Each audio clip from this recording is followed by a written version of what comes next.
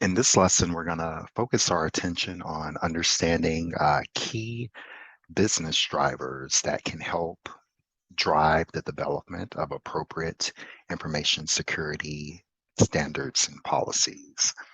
And it's important to keep in mind that there can be a number of different factors that will influence the guidelines for information security policies within an organization. And these drivers can range from the motivations of the organization and business units, such as any type of costs related to finances, appropriate transactions that need to occur, integration with other aspects that drive business, such as advertisement and customer care. And there can be a range of various factors that will influence what will drive these security policies for the company. And so let's focus on understanding those concepts. When it comes to this, we're going to focus our attention on making sure that we are able to recognize the relationship between business drivers as well as information system security policy standards and guidelines. And this is going to relate to key concepts such as business drivers, compliance with policy and controls, potential risk exposure, as well as risk exposure mitigation, as well as the organizational liability and policies for operational consistency as well. And so it's important to keep in mind that the goal when it comes to having appropriate information security policy in place is not to eliminate all risk. That is a enviable goal, but not necessarily always possible. And so what we want to do is we are able to ensure that we have a framework in place that is able to minimize and mitigate any possible exposure that can result for risk within the organization. And so it's important to keep in mind that the drivers that influence our information security policy are important. And these drivers are going to be based on a number of key principles, which can include the cost, meaning that we want to ensure that we are maintaining as low a threshold on our costs as possible. We want to ensure that our policies do not affect our customer. And so in this case, we don't want it to have a negative impact on our customer and their experience with our organization. We want to ensure that we are also following appropriate guidelines as well. And so that relates to compliance. And then we also want to be sure that we are maintaining those objectives as well. So why are business drivers important? Well, we will take a look at a number of different case studies that have shown why business drivers are important, especially with today's age when dealing with technology. We have integrated and complex systems, and with each of these system integrations, it produces an opportunity for risk to occur. And so one example that we can focus our attention on is related to Target and the Target Corporation. So specifically with Target, we want to keep in mind that in 2013, Target suffered a major data breach during the holiday shopping season. And with this data breach, it was a compromise that occurred in which financial information associated with more than 40 million customers were accessed or compromised. And so in order to mitigate and reduce the possible damage, this costed Target upwards of $200 million. So this one data breach had a tremendous impact on the organization, not only by compromising customer information, but also financially. Target had to pay upwards of $200 million to resolve this issue. Now, another example of a malicious attack occurred with British Airways. In 2018, this European airline was subjected to a attacker through malicious code, and the code was able to penetrate into the British Airways systems and compromise data. And customers were impacted by more than 500,000 customers. And British Airways was fined over $230 million due to this one data breach that compromised more than 500,000 customers.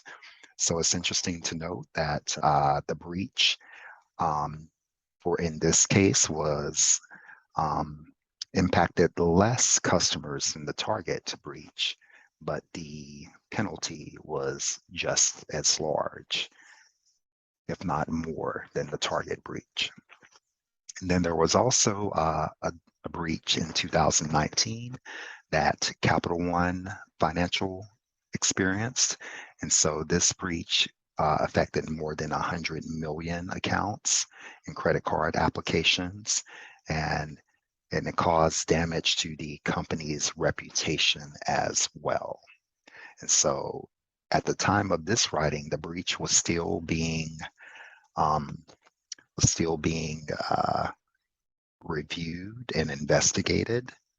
And so this was from 2019.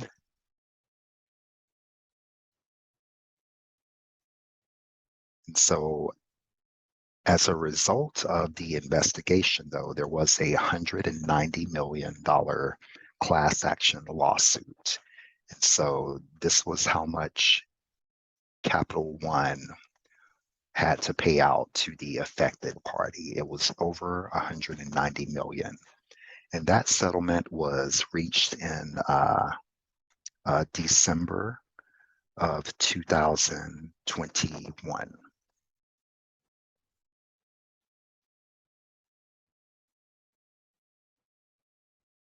So those were 3 clear examples that show how organizations can be affected by data breaches, and it not only affects the financial information of the company, but the users, but it also affects the company in terms of penalties that need to be paid to remedy the incident. So this comes down again back to cost, impact, and ensuring that things are maintained properly. And so there are going to be basic concerns, and of course that's always going to be costs, ability of the business to serve customers, regulation, and adoption. And so organizations are increasingly becoming more concerned with how information risks are managed and reduced. So it's important to have appropriate security policies in place so that technology doesn't hinder the security of the organizations. And so with this in mind, organizations expect security policies to be reflective of how they want information to be handled and maintained. So an organization needs to take appropriate steps to ensure security policies are strong, and that there is a strong commitment to ensuring that the information of the customer for the organization is being protected in the best manner in the best manner available. So there are a number of different steps that need to be taken in order to maintain compliance.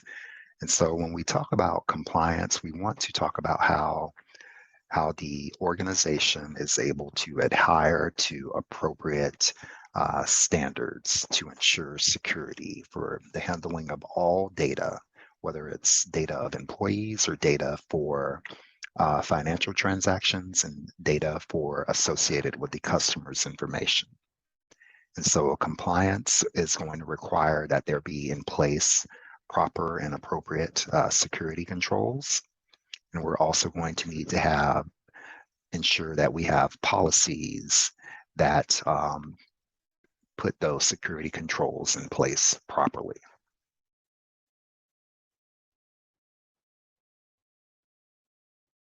And so we can think of a number of different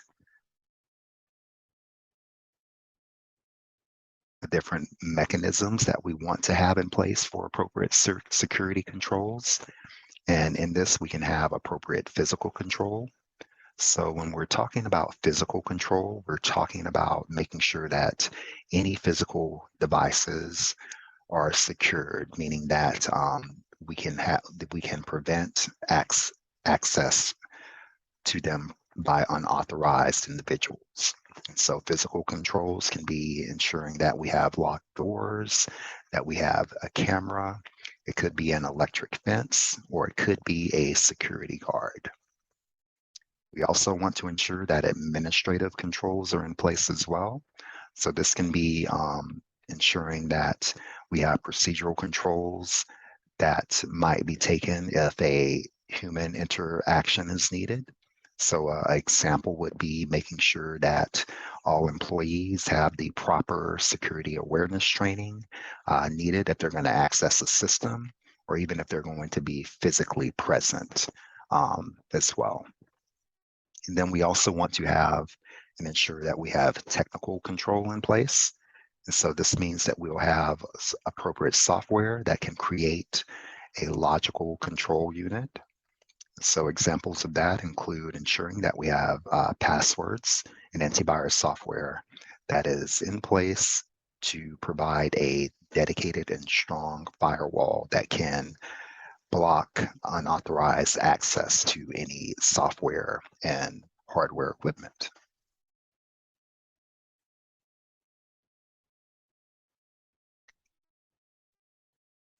So we also have the various security control design types that we can use. And so when we're talking about these security control design types, of course, they're going to be in place to provide a layer of protection for both physical control, administrative control, and technical control. And so when we think about these security controls standards, we have various ones. We can have a preventative control design, and a preventative control is going to be in place in order to reduce and resolve any incidents or breaches almost immediately. So this is in place to prevent a attempted attack from occurring.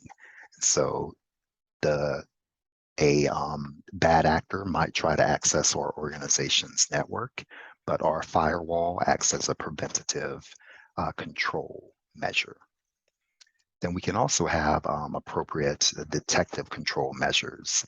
And detective measures are going to be in place in order to help alert the organization for any type of problem that might be occurring. And so these can be in the place such as a intrusion detection system. And then we're also going to want to ensure that we have corrective control systems in place. And corrective security control systems are going to be in place to ensure that there is a limited impact to the day-to-day operations of the business. And so corrective control types are going to be there in order to ensure that we are able to get the business of the organization up and running as quickly and smoothly as possible. And so with this in place, we can quickly and restore the operations of the business, which can provide for a effective way to minimize any damages. So these are representative of the types of control designs that we can utilize. Now, it is also important to keep in mind that there is going to be a structured way in which we can deal with these types of control. And so this provides us with a visual of how these control measures are all going to integrate and work together. And so with the preventative measure, we provide a result that the incident or breach is prevented. With a detective control, we can alert the organization to the threat. And if there is a potential threat that has passed, what we want to do is have a corrective action occur. And then that corrective control step helps to reduce and mitigate the threat that was detected during our detective control steps. So with this in mind, our three unique designs provide us with a way to properly deal with any type of security risk that might penetrate our system.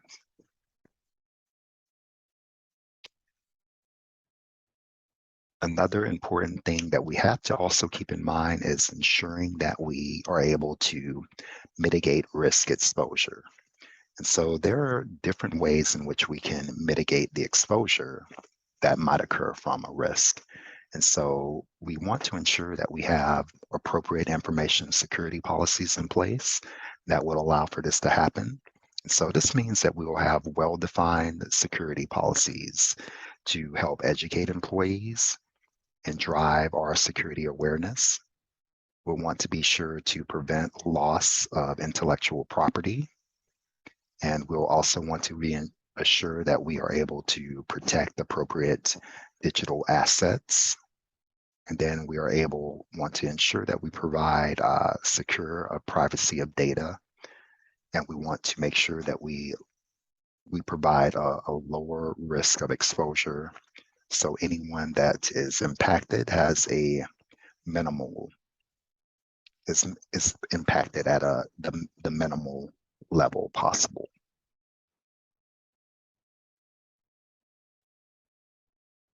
And so with these are introducing some of the ways in which we can mitigate and reduce risk.